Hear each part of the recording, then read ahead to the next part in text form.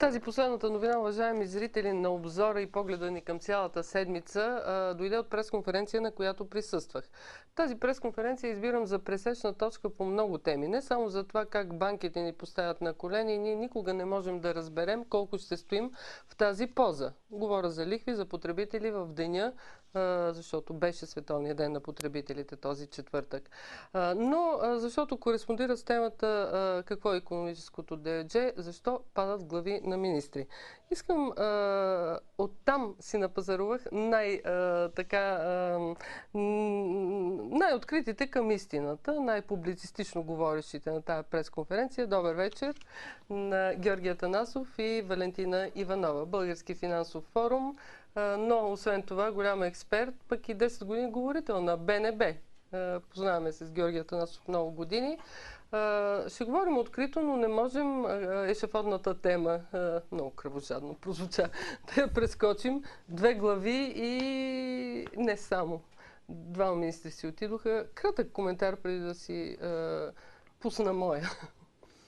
Добър вечер. Добър вечер. И на вашите зрители. Аз нямам вътрешна информация за това какво става в правителството. По същия начин научавам от медиите какво се е случило. Все пак ще чуем и гражданите. Да, ангажираността ми към някои проблеми на потребителите на финансови услуги от вече повече от 2 месеца следя как финансовия министър и вице-премиер Дянков се клонира. Почва да отговаря за неща, които са от ресора на министъра на икономиката, енергетиката и туризма. По-специално неговите идеи за преговори с представители на Асоциацията на търговските банки за въвеждане на ред при определяне на лихвите, такси и комисионни. Народът си каже, ама това е добра идея, не издържаме кредити, лихви. Значи това без съмнение са позитивни идеи, които за пръв път български министър последните 15-16 години някъде лансира. Но тези идеи не решават проблема напълно. Те са частични, но все пак е позитивна крачка напред. Какво казваме, че Дянков отива да върши работата на отишия си икономически, защото той не се справя или защото Дянков владее положението в тази държава? Това аз не знам. Дали той не се справя или каква е оценката за неговата работа, аз не знам. Но е факт, че това е в ресора на Министерството на икономиката. Но той Дянков и при децата ходи днес. Очевидно така се е захванал с доста неща едновременно. Има многозначителност тона. Ще продължим, Валя. По отношение на падането на глави и на смяната, единственото, което така много провокира конспиративното ми мислене, е, че има прекалено много липса и празнота на информация в общественото пространство за процесите, които текат вътре в правителствената сфера. От тук нататък да се прави анализ на базата на гадания ми се струва малко несериозно, но той ни улесни ни. Трайков Трайков ни улесни след интервюто в БНР днес след обед. Който го е чул. Белене е ключова дума, той не отрече. Слушах интервюто, но определено пак бяха на лице и недомлъвки и подсказки за хора, които са по-навътре в политическото наблюдение и говорене. А народът много потънал в кредити, за да има време да мисли и да анализира. Дори за един журналист беше труден днешния ден, защото все пак, вижте това изречение, което той каза в парламента. Той е много възлово, аз го цитирам в коментара. Да чуем.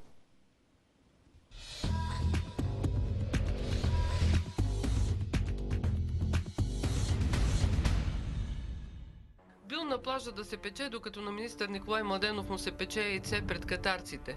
Провалил бизнес форума в Катар и за това си отива икономическия министър Трайчо Трайков. От това изречение вярна е май само думата бизнес, като мотив за изгорелия бушон Трайков. Но какъв точно бизнес? Точно днес ние трудно ще разберем всичко. Макар че след днешното му възлово изречение в кулоарите на парламента, недоумяваш защо Цветанов и изпълнителната комисия на ГЕРБ, а не Министерския съвет му искат оставката, не е трудно да се досетим, че прилагателното пред думата бизнес е енергиен. Руският енергиен гигант не се шегува, макар че съвсем не искам да съм адвокат на американските интереси за шистов и азербайджански и всякакъв газ, за което всъщност идва у нас Хилари Клинтън и господин Морнингстар. Но на темата Белене ще се строи, колкото и да е в роля на диверсификатор Бойко Борисов и то с кълбойска шапка от Америка. Та какво всъщност ни каза в едно изречение днес екс-министъра Трайков, ненадейно озовал се в парламента, преди да намине в Министерския съвет да си даде оставката, където му е мястото, а не пред ГЕРБ и Цветанов. Тя главата паднала, ти и кой държи ножа. Изплакват от хора на оплаквачките. И все пак, какво ни каза Трайков след сутрешното интервю на Бойко Борисов?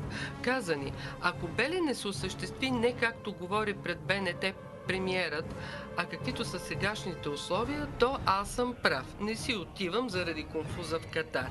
Сегашните условия, общо казано, те са неизгодни за България, те са с Русия и означават, че след 22 март трудно може да се протака. Ако стане както премиерът говори, то аз наистина си отивам заради конфуза в Катар. Абе, Трайков, повод ще се намери, като има причина. Той е като сълзите на жените. С любов пак му изплакват оплаквачките, ако са останали такива. Защото Добрев, заместника му, който също щял да си подава оставката, днес стана министър на негово място. Лично да си призная, аз мислех, че Трайков ще си отиде веднага след конфуза с акта и симпатичното мастило.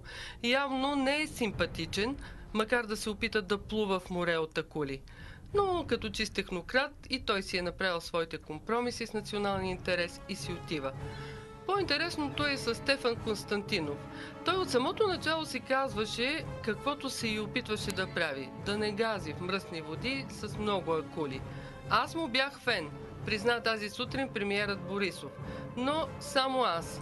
Което пък прозвуча като признание какви са железните правила, когато някой друг управлява управляващите. Бил се изпокарал Константинов с всички в здравната сфера. Предишната злополучната здравната министърка Ана Мария Борисова и тя се изпокара с всички. И явно в здравеопазването в България железните правила на фармацевтичните, медийните и бакерските лобита и олигархии са толкова силни, че оставаш здравен министър само ако не мърдаш. Ако не, отиваш си.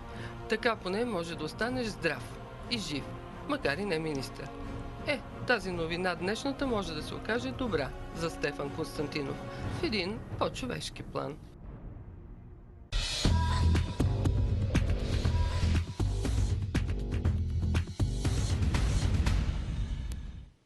Сега извода е малко жесток. Продължавам, уважаеми зрители, обзора на Светло, телевизията VTV, екологичната екология и в политиката. Това нонсенс ли е? Продължаваме с Валентина Иванова и Георги Атанасов, експерти от Финансовия форум. Към този коментар, какво да попитам?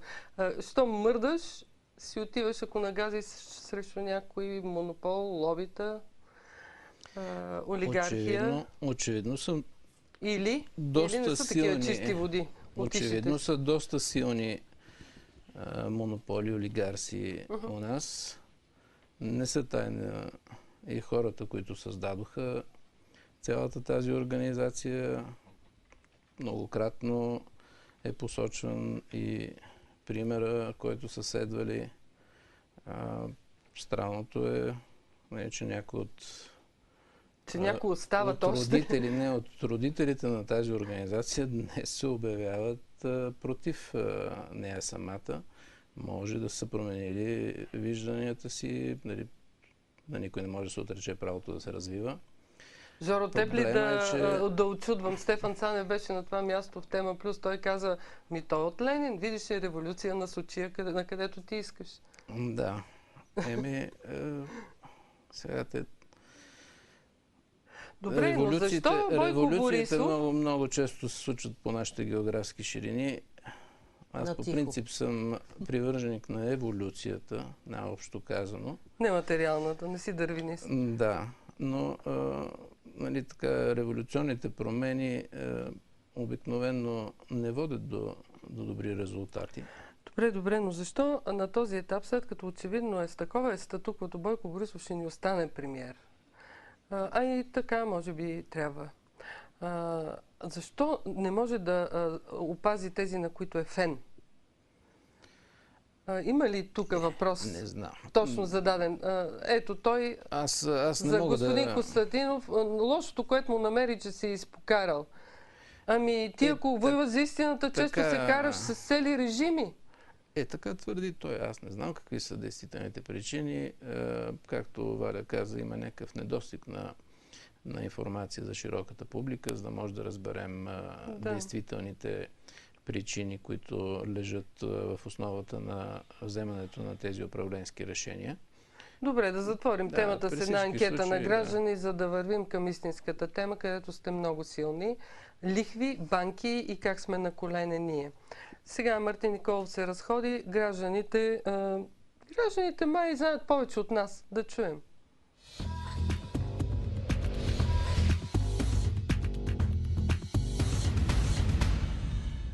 Бахте ли работата на министър Трайков? Не. Защо? Каква му бе? Защото нищо не разбира от туризъм и нищо. Той нали за туризма отговаряш. Да, и за икономиката и туризма. Нищо съществено. Смятате ли, че сега със смяната му ще се подобрят неща? Относителна работа. Може да дойде по-слаб от него. Не се знае какъв. Голям специалист. Не съм голям специалист. Специално в туризма абсолютно нищо. Нула. Смятате ли, че смяната на здравния министър ще подобри здравната система? Не. Тя е много, как да кажа, порочна от най-ниско ниво. И който да дойде, сега не може. Трябва много неща да се променят. Няколко вече министъра се смениха за кратко. Един министър не може да оправи. И затова трябва няколко да се сменят. Не, просто трябва да се започне от най-ниско ниво, да се действа. Нали, от личния лекар, така. Има много грешки, сбъркани. Лекарства също тотално високи, по 2-3 пъти по-високи, отколкото в западните страни. Мислите ли, че това беше повода, за да се смени здравния министър? Скандала с лекарства? Не знам, не съм много наясно, но здравният министър не може да оправи нещата. Нещата са порочни в по-надолу. Нали, там трябва да се направи тотална реорганизация. С закон и който е виновен да се наказва. Примерно лекари, които взимат тотално подкупи, всички се оплакват. Медицински сестри трябва да се дигне тотално заплатата. Заплати са невероятно високи за някои и невероятно ниски за персонал. Къде разбирате? Една сестра взима 300-400 лева, това е смешно. Един лекар взима 10-15 хиляди лева, 20 хиляди лева, с подкупи 30 хиляди. Там са нещата. Министър не може да ги оправи, трябва закон. Не съм компетентен, не знам, че са го сменили даже. Ние не можем да кажем обикновените хора, защото не знаем подробности. Каква му беше, как оценявате дейността му като министър? Един спокоен човек, тих, според мен е доста умерен, но иначе как може да се каже, когато човек не е в нещата? Според мен е прилично умерен човек. Здравния министър също го смениха. Смятате ли, че това е добре за здравната система? По принцип, много честите смени не влияят благоприятно, тъй като всеки нов или новодушъл би започнал отново всичко. Така че да не би да преоткриваме отново водата. Както винаги. Вероятно имат някакви причини, специално министър-председателят, за да ги смени. Но...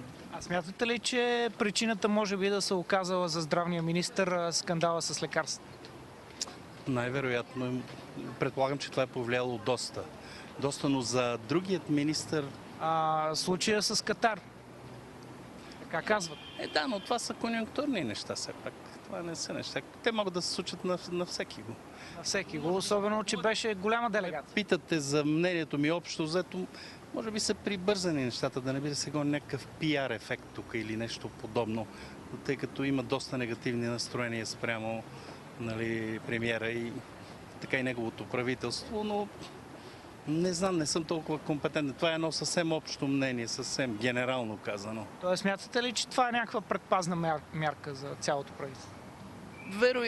Вероятно за заздравяване малко на позициите, вероятно. Така мисля, но може и да не съм прав. Така мисля, че може би се цели заздравяване, което ще е добре, ако е така.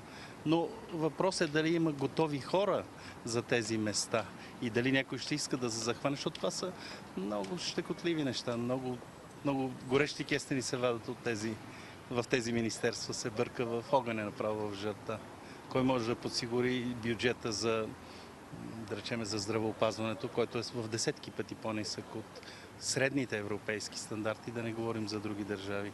Вероятно, в икономиката, вие знаете, той беше фактически шеф на 2 до 3 министерства, така да се каже, които на времето си бяха предишни години разделени. Огромна отговорност. Предполагам, че бюджета няма представа, но сигурно е нисък и там. Всичко е това, че не могат да се финансират нещата. Иначе всеки би бил добър министър. Смяната на министър Трайков е добра. Така както я кара, че дойде и моя ред. А здравния министър, смятате ли, че е добре? Никога няма да се оправят, ако няма кой да им помага или изобщо да имат обща коалиция и обща мисъл. Те повече се борят за власт и за собствени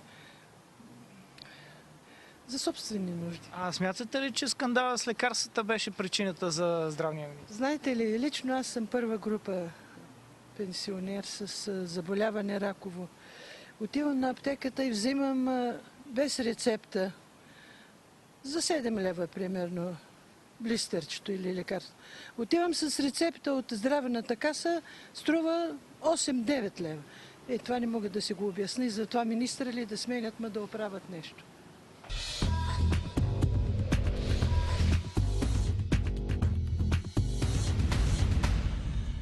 Ръце. Много благодаря. Заменена съм от тази умна жена, изстрадала в коментара за здравното текучество по високите етажи. Ние продължаваме с банките. Валя Иванова, Георги Атанасов от Български финансов форум са ни на гости, уважаеми зрители. Да обобщим темата, вие стреснахте представителите на Комисията за защита на потребителя, задахте много неудобни въпроси в четвъртък, точно в деня на потребителя. Те в общи линии, да кажем ли какво рапортуваха? Да прочетем ли? Да, или, добре. Да го четем като новина или ние го чухме? На практика излязаха две новини от тази пресконференция, които новини на практика са базирани изцяло на отговорите, които господин Златев даде точно на нашите въпроси. Шефа на тая комисия. За съжаление обаче аз какво ни каза той? Банките са добри. Удовлетворена. Банките са добри, като ги проучиме, макар че най-много оплахване има за злоупотреби с гражданите взели кредити от всички потребителски услуги у нас, като ги предупредим, до един месец тези имат мерки. И от много, над 30 банки, една не била взела мерки за проверка в общите условия, нарушител някакъв банка, която си дига кредита както си иска. Те отишли и това ще ли да проверят, но като цяло проверявали банките и анализът ще да е готов и юни. Простичко го казвам. Чисто фактологически ще ми позволите аз да изложа и този казус и да коментирам отговора на втория въпрос, който беше във връзка с правомощията и действията на КЗП. Комисия за защита на потребителя? Да, които господин Златев даде. След което вече господин Атанасов също може така много остри факти да поднесе. Кои са те, да вървим бързо? Но чисто хронологично. По отношение на въпросната така анонимна за момента банка, тя всъщност никак не е анонимна и въобще не става дума за нещо, което е възникнало като спор и като преписка и въобще като действие на КЗП в последните няколко месеца. Проблема е известен, много сериозно известен и в банковите среди, още от 2009-2010.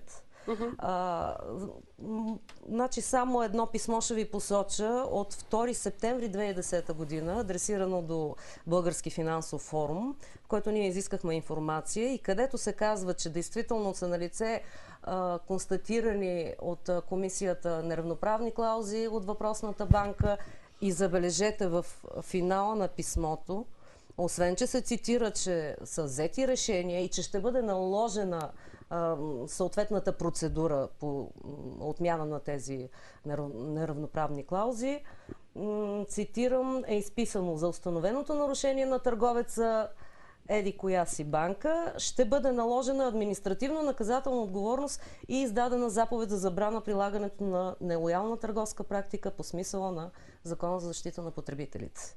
Какво казва закона? Вие сте адвокат, но да не объркаме сега гражданите. Точно това исках да изясна сега в момента. Значи, да не стане много експертно, да им говорим разбираемо. Да, ще се опитам. Във връзка с тези неравноправни клаузи, само така по хронология казуса, защото на базата на този казус вече се стъпи и действително се стигна до това развитие към момента за проверка на цялата банкова сфера от страна на КЗП. А вие сезирахте кого? Вдигнахте шум. Вдигнахме шум, да, защото на организациите, граждански сдружения не им е дадена, как да кажа, оръжие и никаква друга възможност, освен да вдигат шум. Добре, към момент. Само трябва да разбереме, да ни разбира, като говорим това, в чието име шумим. Кое е нарушението, което така ви е скандализирало и дигнахте шум, че чак комисията се отчете вчера? Нарушението е нещо, което Български финансов форум специално, с което се бори още от началото от 2000-та година, да го кажем. 2005 година, когато участвахме в работната група по първия законопроект за потребителски кредит, внесахме едно становище с редица прогнози и редица предложения за конкретно решаване на възникналите към онзи момент и тези, които прогнозирахме проблеми. Кои са? Че прозрачно трябва как се правят лихвите? Не само това, че липсва каквато и да е била действително правна регламентация на потребителските права в сферата на кредитирането изобщо от една страна. Тогава частично се реши проблема, но пак в полза на съответно банките. Защото тогава кой беше пробива, че трябва да си публикуват методиката, но тя като наръчник за пилот в самолет, ние какво да разберем по методиката им да си формират лихвата? Не, това беше малкият проблем тогава, който се реши. Тогава се регламентираха потребителските кредити в малки размери. Ние настоявахме закона да бъде един общ закон, защото това е нормативен акт, който регулира неопределен конкретен банков продукт, както твърдяха банките, че едва ли не за всеки банков продукт по техните думи трябваше отделен закон да се направи. На практика, всъщност, кредитирането като вид, нали, от юридическа гледна точка, то е едно и също, то е една дейност. Би трябвало да бъде регулирано по един и същи начин. Разбирам. Умишлено изхвърлиха тогава ипотечните кредити, всъщност най-тежкия сегмент на пазара. Умишлено беше изхвърлен от приложното поле на закона тогава. И до момента все още има празнота специално в тази посока.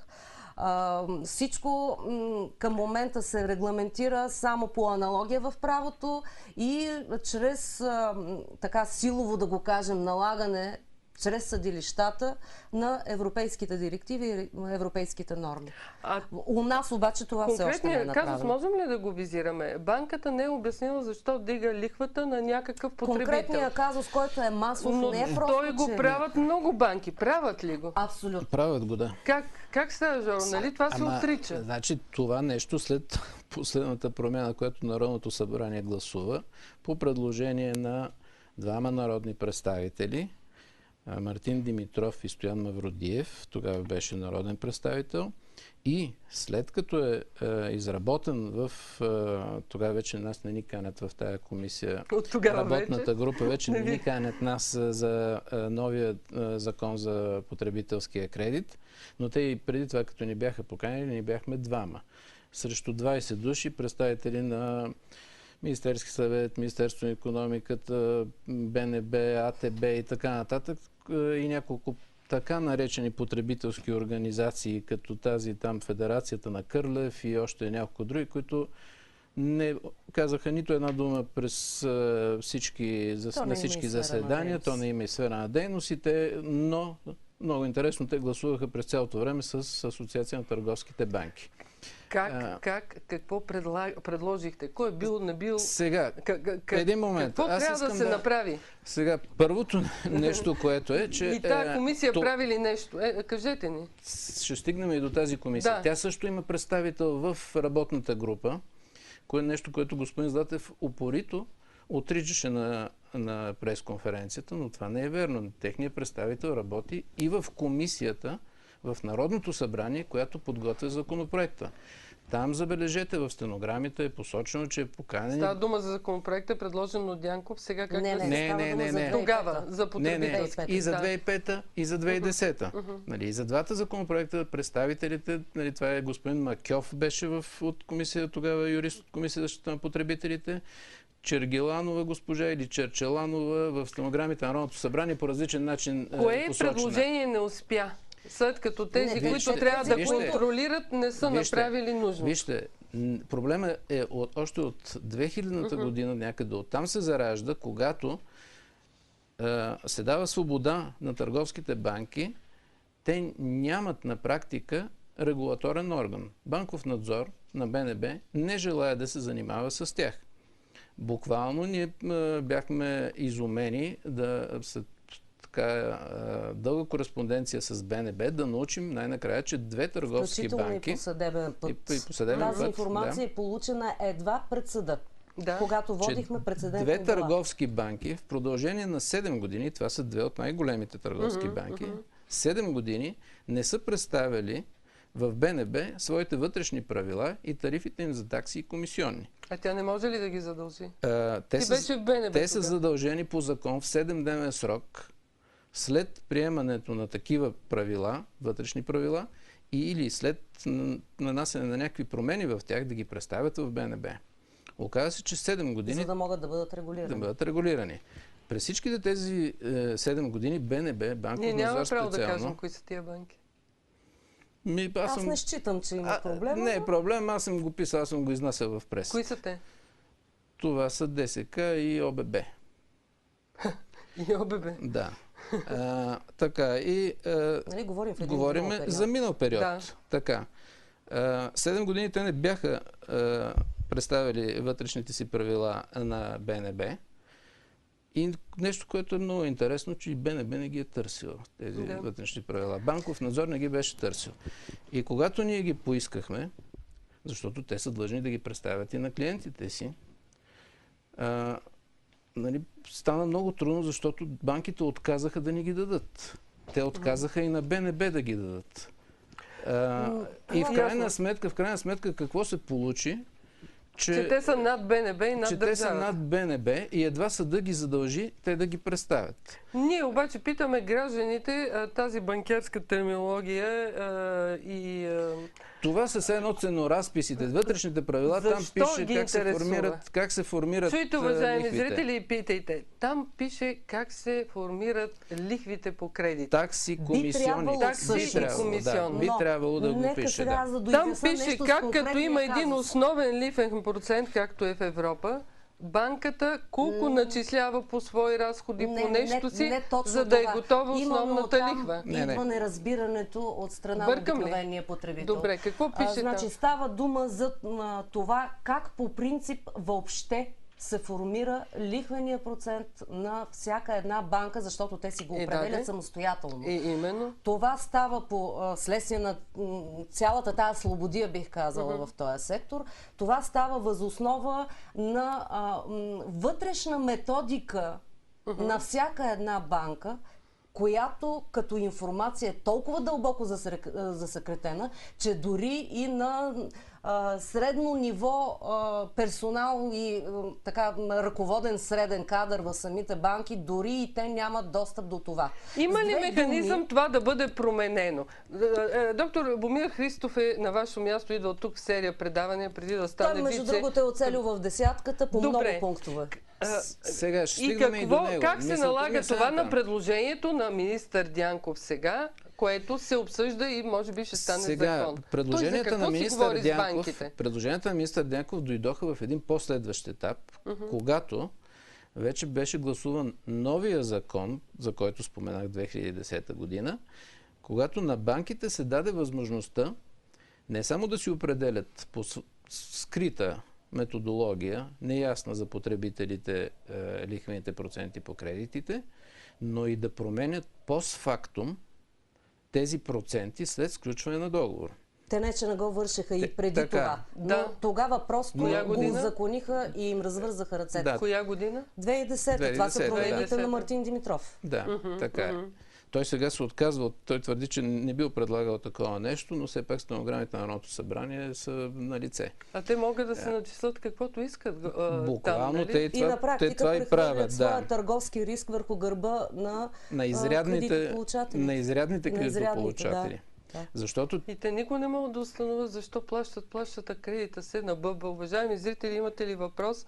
Банкер в сферата на банките, експерт, който 10 години беше говорител на БНБ, а сега говори с гласа на неправителствена организация, на гражданската съвест, и Валентина Иванова от Български форум финансов са при нас. Питайте как вие може да не сте на колене, да разберете какво става с вашия кредит. И вярвате ли, че министър Дянков ще ви защити с предложенията си?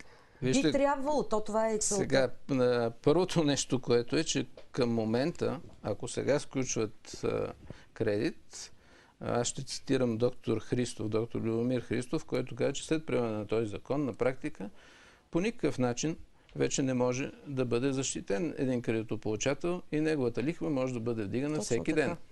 А става ли това с ключили? Ето аз имам 15 000 и става ли това, макар че си плащам редовно? Разбира се, точно на тези, които си плащат редовно, на тях им се дигат лихвите, защото на тези, които не си плащат, те си губят залозите. А тези, които плащат, разбирам, ама звучи много добро и много разумно предложението на финансовия министър. Вие защо се съмнявате? Сега, това е само едно от нещата. Защото все пак разходите по един кредит, това са както лихвите, така такси, комисионни. И там има много неща, които трябва да бъдат поставени в ред. И това са неща, които той започна да обсъжда с Асоциация на търговските банки. За това ли се говорят? Сега така твърдят. Те не са ни поканили. Нас не са поканили нито една потребителска организация. Най-интересното е, че министър Дянков и банкерите говорят как да подобрят положението на потребителите зад гърба на самите потребители. Ето я темата. Аз чудех. Ето го въпроса на това предаване. Това е основното, на което аз искам да наблегна и да задам няколко въпроса и към КЗП насочени, и към съответно министър Дянков или неговия началник, господин премиера. Кои са те? Значи, ако поред да тръгнем от частния случай към общото. Да си тръгнем. Значи във връзка с Комисия за защита на потребителите, която принципно е административният орган, който е призван и по екс-леге е задължен, по силата на закона е задължен действително да защитава правата на гражданите, и във връзка с този казус за въпросната банка, за която стана дума, че от 2 години и комисията и се моли, а не взема конкретни мерки да си приведе нещата в коректен вид. В тази връзка. Значи в тая връзка бих искала да задам аз няколко въпроса във връзка с твърденията на господин Златев, който каза, че ще бъде наложена отговорност, ще бъде заведен колективен иск, нещо, което 2 години го слушаме и не става.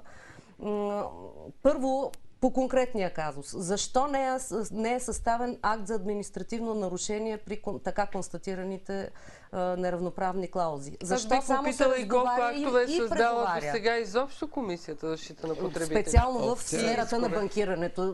Да. В други сфери са съставени такива актове. Освен това, искам да знам защо освен не е съставен административен акт, не е наложена и административна санкция, глоба, която е изцяло в прерогативите на председателя на Комисия за защита на потребителите. Айде, предишният председател си отиде, добре знаем, след какви скандални. И то точно във връзка с този казус. Същия този казус, дето ушкиме от 2-3 месеца, а той всъщност е доста време. Освен това, Твърди се и се разпространява из публичното пространство непрекъснато, че е налице решение на комисията за завеждане на колективен иск в случай, че не бъдат изпълнени препоръките. Аз първо питам защо се препоръчва и се моли банката да направи нещо, а не и се наложи както е редно по закон. А има ли закон, който дава на кого упълномощава? Именно това е закон за защита на потребителите, по който работи КЗП. Добре, ето аз сега съм в недомение как ми расте кредит. Не е тая банка и не съм някакъв голяма фирма, имам си кредит. Обаче съмнително и много граждани с тази позиция им расте кредита. Аз какво трябва да направя и как по закон комисията може да ме защити? Единственият вариант към момента комисията няма да го направи, освен ако да си взема по адвокат, силата да ви пиша на вас. Няма друг вариант и да се влезе в съда. Значи доста граждани пишат на нас и единственото, с което ние можем да им помогнем, защото ние нямаме никакви правомощия, единственото да изискаме документацията от тях и да ги убедим да я направим публична. Добре, а това, което... Остракизма е единствения способ, с който ние можем по някакъв начин да влияем. Да я публикувате в медиите или публично в съда? Публично в медиите. А ако те искат да заведат съдебен иск, това си е тяхно право. Пътят е съвсем друг. А вие сте Български финансов форум. Защото аз каня хора, минали още по-тежка пътека. Осъдили Топлофикация. Един от Перник тук не гостува често. Или по-точно и доказал, че тя базисно, което произвежда, не му... би доказал нещо човека и не е дал 15 000. Има и един друг тук наш съгражданин, който написа и книга след като съди Топлофикация. Но това са... дребни случаи. Така. На мен ми се иска все пак да конкретно вече съвсем в прав текст да изясним статута на комисията и оттам нататък да видим... вие тази комисия? Не, напротив, аз много я обичам и особено много симпатичен ми стана новия председател, може би в качеството му на бивш юрист, с който все пак бих имала някакъв общ език, юридически език да си говорим и се разбираме, но това не значи, че това, което той казва, възприемам на 100%. Какво подозираме тази комисия? Към момента аз считам, че просто комисията си така се занимава най-вече с проучване и статистика, специално в банковата сфера, защото не виждам каквато и да е било реална дейност по защита на потребителски права там. Определено бих искала да подчертая, че по статут, хубаво го запомнете, драги зрители. Комисията е административен орган, който има право и може да налага санкции на банките в случай, че те не изпълнат нейни разпореждания. Можем ли да кажем какви? Това са глоби, които са фиксирани конкретно по размери в закона. Те толкова са дори така да е, но те не го правят. Освен това, комисията има ли такава орган... глобена банка от Комисията за защита на потребителите в България? Но комисията има право и е длъжна, не само право, тя е длъжна при отказ на банка да изпълни нейни разпореждания, да заведе колективен иск, към който всеки засегнат би могъл да се присъедини. Колективен иск в съда вече говоря. Това е едно много силно оръжие, което, за съжаление, по ред причини, тук се неглижира и въобще по никакъв начин не се използва. Аз до сега не съм чула такова нещо. И сам господин Златев призна, той призна на пресконференцията, че няма колективни искове. Продължава да се твърди, че има решение за такъв, но 2 години той не се завежда. Те 2 години само си говорят и се молят на банката и тя един път била отменила неравноправните клаузи, ама въвела 2 други, а сега пък за 2 други, нали, ще се занимава. Той каза и нещо уникално. Това е параграф 22. Защо не е заведен преди това, нали, смисъл, още по времето на неговия предшественик. И той каза, за мен това е необяснимо. Господин Златев в тази комисия вече от септември месец до сега, той все още, той управлява тази комисия. Той управлява с бюджет, който е от парите на данъкоплатците. Той харчи пари на данъкоплатците. Но той продължава да е в неведение, защо не е заведен този колективен иск. Казвам нещо, което ме насочва към тъжен въпрос. Само у нас е толкова наведен потребителя. Монополите владеят цял свят. Сега ние ще стигнем... След рекламите. Реклами. Искам сега, ако може да го вържем...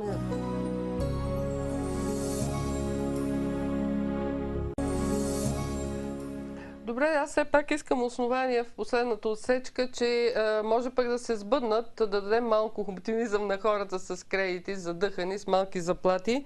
Мерките, за които пледира финансовия министър. Мерките са част от идеите му за намаляване на лихвите по кредитите, към каквото той наскоро призова търговските банки. Просто едно от намеренията е основния лихвен процент, който сега всяка банка определя самостоятелно по своя методика, да е еднакъв, както става в други европейски държави, а пък как се начислява отгоре върху този процент за разходи и други неща от банката да е прозрачно. Така хората разбраха, най-простичко казано. За мерките ли сте и кое ви кара да сте такива скептици? Ние сме всички за тия мерки, не бих могла да нали? кажа нищо против това, защото това е логично и законосъобразно и честно. Друг е въпросът обаче, как точно се опитват да достигнат въпросния резултат. Както стана ясно, отново се работи абсолютно на тъмно зад гърба на, аз бих казала, потърпевшите даже, не потребителите, а на обикновените потърпевши. В тая работна група няма достъп дори, както призна самия господин Златев, и Комисия за защита на потребителя, макар че би следвало да се ползва ресурса и всичките тези проучвания, които те са извършвали и извършват. Поне Тоест това. ние на тъмно искаме повече прозрачност при оформяне на лихвите. Не само това, защото ние се съмняваме, че какво? Че отново ще се получи точно това, което се получи и 2005 година. Какво се получи? АТБ тогава каза, ние считаме така, представителя на МИЕТ, който тогава водеше работната група, само подскачаше и казваше, добре, щом банките имат такова становище, ние ще се съобразим с тях. И накрая се роди едно недоносче, което вече N броя пъти се преправя. Закона за потребителските кредити. Точно така. Тоест ние пак няма да намериме механизъм да видиме как ни растат лихвите. Не само това, а таксите ще бъдат ли намалени? И във връзка с таксите бих могла да отбележа нещо, но аз тук искам просто няколко въпросчета да задам, които да седат в публичното пространство, който успее да ги запомни, за да им се търси отговор. Значи, на първо място, те са най-вече към господин премиер и господин финансовия министър. Във връзка с това, че господин Златев каза, че Комисия за защита на потребителите няма правомощие властови позиции да формира политики и за това не участва в работната група, както и че няма нужния квалифициран юридически персонал, което за мен е смешно. Но въпросите, които считам, че е редно, те са много наболяли и са на дневен ред, които трябва да се поставят именно при така планираните сега за законови промени, са: защо се молят, преговарят, разговарят, вместо да наложат от позицията на държавната сила и мощ правила за коректно и честно банкиране на територията на държавата? Аз искам да знам, като обикновен гражданин, банките ли предоставят възможности някакви на държавата, или държавата им позволява да печелят на нейна територия? Защо те командват държавата, а не обратно? На второ място, защо по никакъв начин не се допускат неправителствени организации, които да представляват действително хората, които са навътре в проблема и които страдат от този проблем, а се слуша само говоренето на другата страна, която налага именно тези, извинете, но цинични условия на банкиране в България. Признаваме го така. Освен това, защо се преговаря с АТБ на тъмно? Това новата акта ли е? В финансовата сфера. Абревиатурите да ги казваме. Ще дадете зрители. Асоциация на търговските банки. На търговските банки, да. Защо ето сега тук по отношение на таксите, за които така широка кампания имаше, се съобщи, че до края на месеца вече държавни такси, превеждани към бюджета, няма да бъдат таксувани от банките, а щяло да ги плаща Министерство на финансите от своя бюджет. Аз искам да знам защо не се обслужват изключително и само от БНБ, Българската народна банка.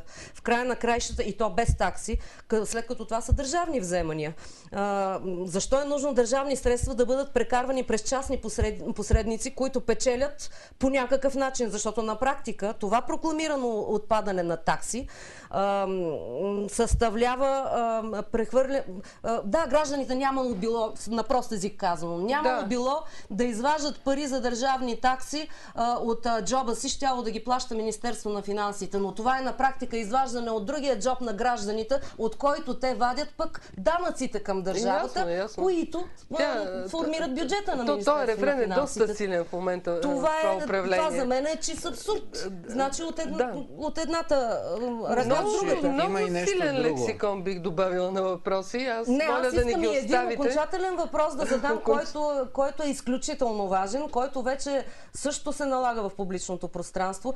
Кога най-накрая ще се предприеме законодателна инициатива, за да бъде премахната точка 2 от член 417 на ГПК, според която банките са приравнени с общините и държавата като привилегия, за да могат по облекчен съдебен ред да се снабдяват с изпълнителни листове срещу обикновените потребители, които са изпаднали в невъзможност да обслужват кредитите си въз основа именно на тази порочна и цинична практика да се вдигат лихвите след сключен договор по